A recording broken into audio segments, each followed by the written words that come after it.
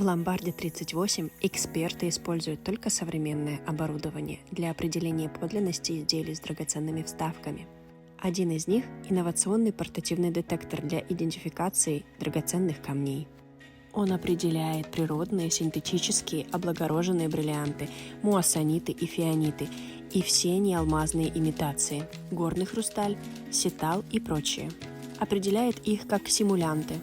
Опыт наших экспертов в синергии с детектором Aurora Diamond Inspector S2 позволяют безошибочно идентифицировать природу камня.